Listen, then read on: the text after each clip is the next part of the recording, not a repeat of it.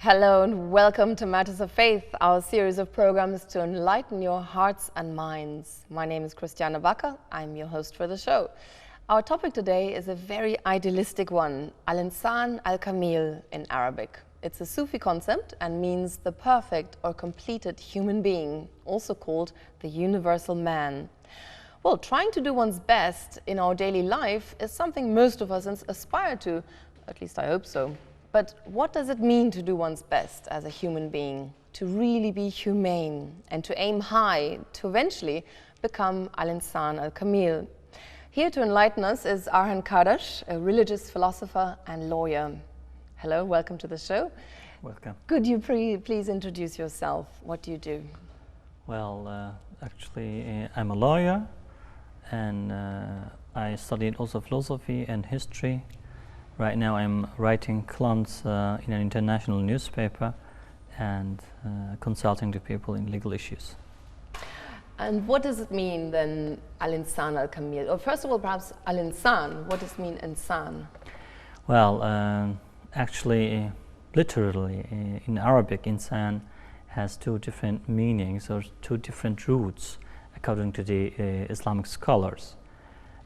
Some say insan derives from the word nasiya, which means to forget, in the sense that Adam, peace be upon him, forgot about the contract with God and himself and committed a sin. Some others say that insan is related to the verb anusa, which means to get adjusted, to be familiar, not to be savage. And I think both meanings of this derivation are meaningful, and I think both of them are right in different contexts. Does it also mean human? Mensch? It does mean human, but I just wanted to give the derivation. It means human, and it is also applicable both to women and men. There is no another expression type peculiar to women. It's both the same for women and men. Al-Insan means human. Now, many treatises have been written in Arabic literature on the concept of Insanu'l Kamil. Could you explain this to us, define it a little bit? Well, Al-Insanu'l Kamil is a special human being who completed himself, who became perfect as a human. It doesn't mean being God, being something superhuman or something like that. It means being really human. And this concept, Al-Insanu'l Kamil, comes first of all in the writings of Ibn al-Arabi, who was one of the great saints and friends of God in the Islamic literature, who also was born in Murcia in Spain and died in Syria in the 13th century. And he wrote many books about human, Al-Insanu'l Kamil. He mentioned this term also in Fusus, one of the most famous books of him.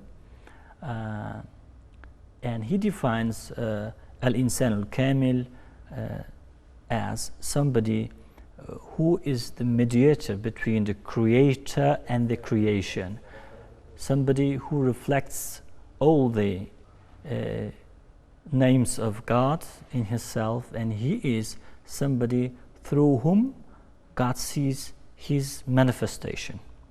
That's the definition of Insanu'l Kamil according to Ibn Arabi.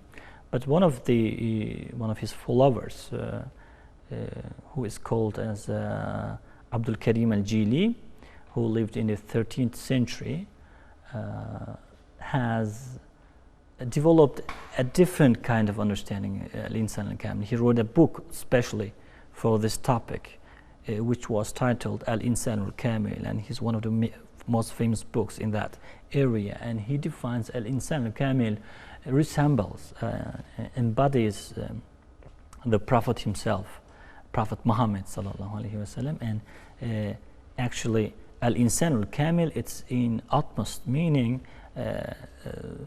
absolutely means the Prophet himself. He says in his book, as I'm describing the Insan al-Kamil, the perfect human being, I mean with my conception the Prophet and his likes.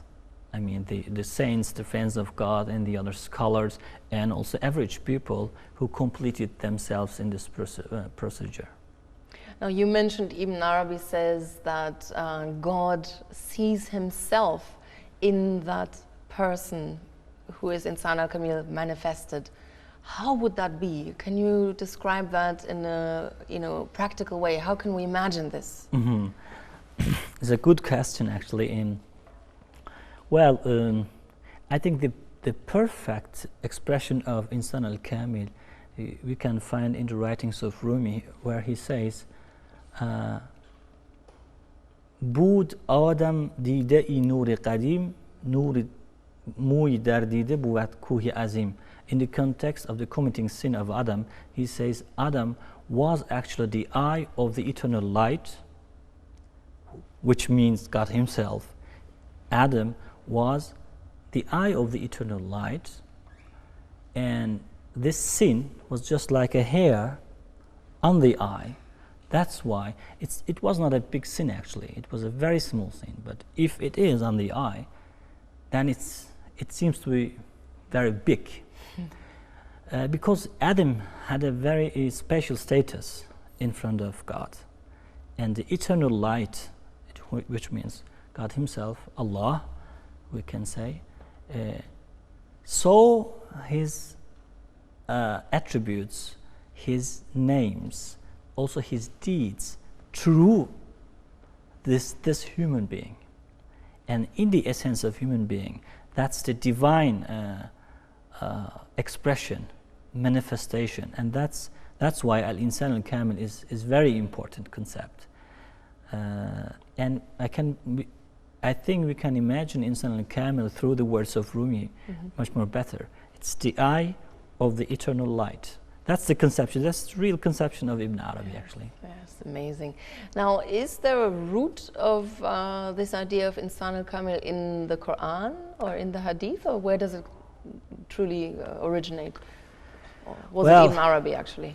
But he must have gotten it somewhere from the Quran or Hadith. Well, naturally, absolutely, there are the origins in the Quran and also in the Hadith, but in different terms. You know, I just wanted to mention that this term was developed by Ibn Arabi. I didn't mean that the content, that the meaning of this term was not defined in Quran. It's defined in Quran because we see in the Surah Al-Baqarah, the chapter of Ka, Allah says, "Inni ja'ilun fil ardi khalifa." I will create, I will make somebody, I will make a caliph on the earth. It means a successor, a representative of myself on the earth. And if you are a representative, if you're representing God, what is that kind of a representation? It means the manifestation of his names, his attributes, and his features, actually. That's why we can find in the definition of Khalifa, in that sense, the successor of God, the concept of Al-Insanu'l Kamil. And in the Hadith also we see it in a different way, which is also a biblical tradition, because Muhammad sallallahu alaihi wasallam says in one of his traditions, one of his Hadith, "Inna Allah khalaqa Adam ala suratihi," or ala surat Rahman. God has created Adam in his image, or in the image of Rahman, in the image of compassionate. It does mean actually, it's just like the same in the biblical tradition, because we see in Torah, in the first chapter, it says God has created Adam in his image. We have the same parallelities with Bible and with Christians and Jews.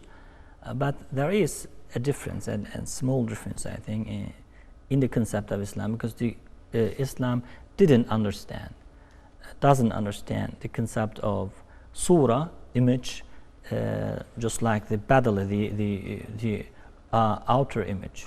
It is much more related to the meaning of human. God cannot be seen as the man himself. No. Just God doesn't have hairs or ears or nose or arms or legs, but it has a different meaning, a deeper meaning. It means this image means his manifestation. And I think Hadith as well as Quran combines in the origin of defining Al-Insanu'l Kamil. There's a famous Turkish scholar, Fethullah Gulen, who actually gave a very beautiful definition as well, which is the brightest mirror of God's names, attributes, and even his essential qualities that qualify him as God. That's Al-Insanu'l Kamil. I mean, it's similar to the definitions you gave before. He also wrote quite an extensive treatise on that subject, didn't he? Yes, actually he did, and he summarized all of the former informations about Al-Insanu'l Kamil, and he also added very different views according to Insanu'l Kamil. I think one of them is the manifestation of the essential features of God. It means Zat. You know, according to the Islamic understanding of God, God has himself, we call it Zat, his self, Zat, and he has his attributes, we call them Sifat, and he has his names, we call them Al-Asma, and he has deeds which we can see and we can grasp actually in our daily life. Those are called Al-Af'al, or the Shunat. And Gulen says here in notes a very, very deep meaning of Insanu'l Kamil. He says the heart of a man is capable of reflecting the features of himself as a self, as his being. That's very interesting, because the former side insisted upon that the self, I mean the self of God is unknown. We cannot manage to cope with himself. We can understand his attributes, we can see his deeds in this universe, we can perhaps contemplate on his attributes, but himself, we cannot understand himself. His self is actually unknown. But Fethullah Gulen emphasizes here a very different, a deep meaning of understanding human himself. Human in himself is also capable of reflecting the features, his self features of divine unity. That's the point. I think that's very interesting. Perhaps it also relates to the hadith of the Prophet, to say that he says, in fact, God spoke on his tongue, saying, the whole world can't encompass me, can't grasp me, only the heart of the believer can encompass me. So the seat of God in us is the heart, not the physical heart, the spiritual heart in us, and perhaps that is the reason why the heart. Of course. If he is telling something, he must have some origins either in Quran or in the Hadith. And the people say that in a Persian version of this Hadith, they say, "Man nagunjam dar samawat zamin, az ajab kunjam ba qalbi mu'minin." I passed through in the heart of. It's very amazing that I can pass in the heart of my believers. Yes, it seems amazing, doesn't it? It's amazing, yes. Yes. Really, absolutely. Something to work on, I suppose, as well. Now, how do we do this? If we want to start perfecting ourselves, do we start with the heart? Well, actually, the perfection has many different levels. Yeah. It's not only on the heart. We can say that the Zat, the self of God, Jalla Shanuhu, can be reflected in the heart. But also there are different reflections in the mind of the human being. There are different reflections in his contemplations, dreams. Many different reflections can occur during our daily life. And I think we can also see the universe as the manifestation of the names of Allah. That's not very different, not very far away from us. They are also manifesting something. They show us this divine being, this supernatural and this metaphysical being beyond themselves. They are showing to him, and that's the same with our minds and with our hearts. And I think the first step should be both, in the mind as well as in the heart. Yeah. Now, have you actually ever met a perfected human being, just out of curiosity? Well, actually, that's a very big question. Which I cannot tend to think all human beings are fallible. I'm not sure if I've ever met one, but Well, actually, we must understand Al-Insanu'l Kamil not in that sense that somebody who is perfect is not fallible.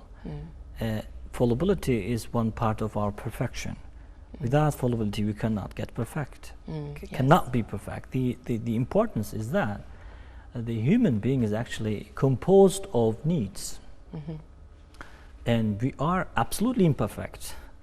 And that's the beginning of perfection, to understand that we are imperfect, to know it, to feel it, and to live it in our daily life, that we're not perfect. We must know this. If we understand our imperfection, if I can call it like imperfection, deficiency, then we understand that we need somebody who let us to get much more better, to let us to our perfection.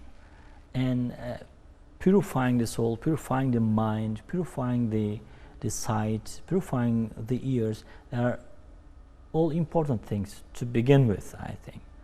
And well, to concretely to this question, I saw many people who are very similar to Al-Insanu'l Kamil, but it's an individual experience. We cannot make them public, actually, because nobody knows what goes on in the heads, in the hearts, and in the heads and in the minds of the people. They can show them other than they are. That's possible. But I saw some people whom I can easily call as Al-Insanu'l Kamil. But the perfect, actually, Al-Insanu'l Kamil, the perfect human being, are represented through prophets, through their companions, through their society, and through the friends of God. And I think it's not peculiar to some age. Just in the Middle Ages, we have Abdul Qadir Gailani, we have Ibn Arabi, and we have Al-Ghazali, and in our time we don't have any Insanu'l Kamil. That cannot be.